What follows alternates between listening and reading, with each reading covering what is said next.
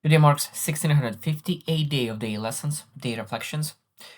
And today I want to really speak without any preparation whatsoever. I thought, okay, I do my reflections for a long time, and I think that a lot of times people would quit because theoretically, when I think about 4 years and a half, day reflections, and what that led to. Because of course, sometimes when you do something, we need to have a aim or target. And I started my reflections not for the target, but for more for doing. What I mean by that is that people who love dancing, they don't pursue some kind of result unless they are professional dancers and they prepare for competition and want to compete. But other than that, they do that because they love dancing. And I think that for me, recording my reflections is exactly the same thing. I'm not professional speaker. I'm not preparing for competition to speak, but I'm enjoying just being able to share my thoughts, share my reflections, being able to really elevate my wisdom, elevate my thinking, being able to learn how to articulate better. Because that was extremely important. I know that I used to be sometimes saying to myself that I'm a man of a couple words. And I wanted to change that. I want to become a person who is able to articulate his thoughts better. Because I knew a while ago that it doesn't matter how much you know, but is what matters is how well you communicate how much you know. Because I have seen so many times where people who are extremely intelligent people, but they do not succeed because they're not able to articulate and communicate their geniuses. They are not able to express their understanding, their wisdom, their knowledge. Because I remember when I was finding a job in the past, maybe 10 years ago already. It's just insane. And I knew that two people were applying for the same job. One who was extremely intelligent. Both of them, but I knew both of them. And both of them loved it, but they were totally different. And they applied for the same position, most interestingly. The one was extremely intelligent, but it was good with communication, was not bad. Other one was extremely good with communication, but with his knowledge was very bad. But of course, when you think about the question, who got the job, probably it's easy to understand that the person who was able to communicate, the person who was able to express himself, the person who was able to really build relations, because when you communicate, it's much easier to really learn how to build that common ground, that relationship, because people want to work with people that they like. Even though when you think about the company, sometimes even for certain positions, it could be better who is extremely knowledgeable rather than the person who is able to communicate, because things need to be get done. If everyone's communicating but no one is doing the work, of course, that will not lead anywhere. So today I was thinking as well that it's 1658 days of my day reflections. And what are the biggest things that I learned in those days? And I think the biggest thing is that I just shared right now, and I didn't reflect on that before, is that for me, those reflections is like dancing. I enjoy that. That creates joy for me because a lot of people will say like, "Oh, you don't have subscribers, you don't have this one and that."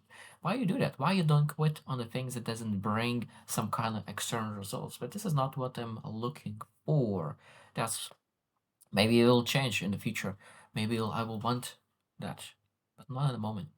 And I think that's every single person supposed to choose something in their life.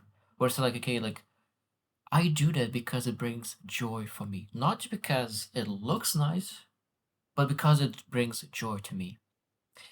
And I always knew that I have different desires, different joys that sometimes other people. I know that I love reading books, and that brings massive joy. I love reviewing them. I love taking notes. I love sports. And there's a lot of things that I do not like. A lot of times I used to do those things, but I used to do those things because I want to belong. And sometimes I think that it's a beautiful thing when you really start to understand who you truly are. So you start doing more things that you actually brings joy to you, and stop doing the things that is neutral. Because I think that a lot of things are neutral. And that's why I think that we always need to list the things that we do. And I said, like, this is what I do, this is what I do, all activities. and what really elevates your energy, what really elevates your spirit, and then what are neutral and what are the things that de-energize us or drains our energy. Because when I look into my years of last couple of years, when I look into all the things they did, I could really see where what kind of things I did that really brought me where I end up being in January. Because in January, I was totally rock bottom in all aspects of my life, and then I needed to really pull myself back and then realize, okay, where are all the things? Where did I did my mistakes? Even though, again, this is shows sometimes when you do reflections on a daily basis and try to really grow and improve, you still might be that you will have some kind of blind spots. And I think that's one thing that was one of my biggest mistakes is that I allowed myself to be separated from people that I love. And I think that's probably the biggest mistake, because I think that when you really start to share the things that you're going through with people that is close to you, who are really care about you, they will tell you that something is not right. So rather than staying in a place for a year, for 2 to 5 years, because this is the thing that you do, it might be that is in your blind spot, yet you don't see where you're going. But when you start sharing the things with the people that you actually love, they could really show and put light on the blind spot. So rather than wasting 5 years, you're able to waste maybe a year, maybe a couple months, because now you're able to share. Because I think that one of my probably weaknesses was that I had massive independence, too much independence, and I didn't realize how much more in their interdependence we really actually need in life. And I think that sometimes we need to understand that one person in our life is too small a number to be a witness of things. Because one person, if you have a blind spot, another person who is close to you might be having exactly the same blind spot. So every single person needs to have at least two different kind of people who are actually able to review what you're reflecting on, what you're thinking, what kind of thought process you have it. Because sometimes we can really have a idea or thought that we think that is might be our strength, but when you really look into it, other people start to share all the things, you start to realize that sometimes the things that you thought that you are good at, you are actually weak at, and that's like a massive blind spot.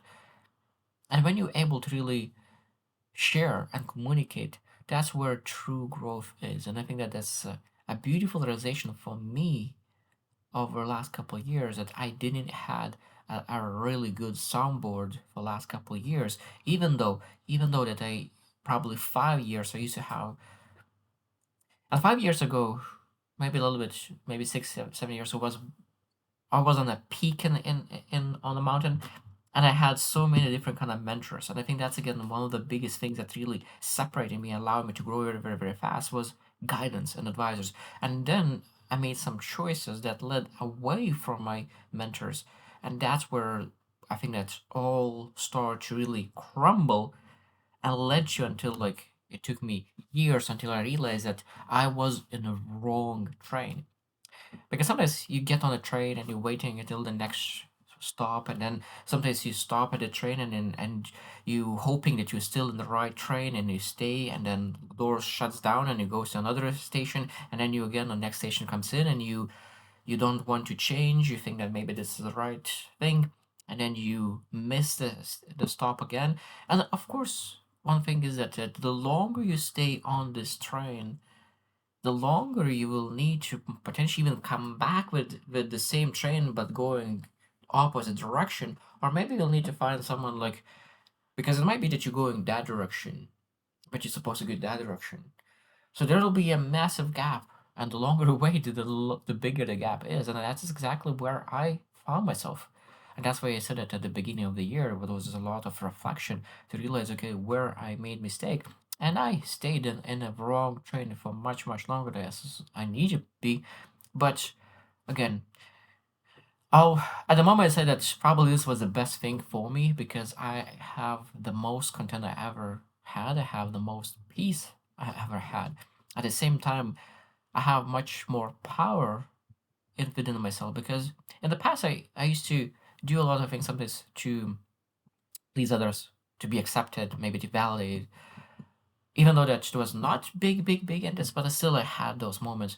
At the moment, I realized that I love solitude so much, even though that was, again, one of my mistakes in the past. But solitude, I think that one of the beautiful things is that solitude is great if you have a couple mentors or guides or advisors in your life who are able to look over what you're doing.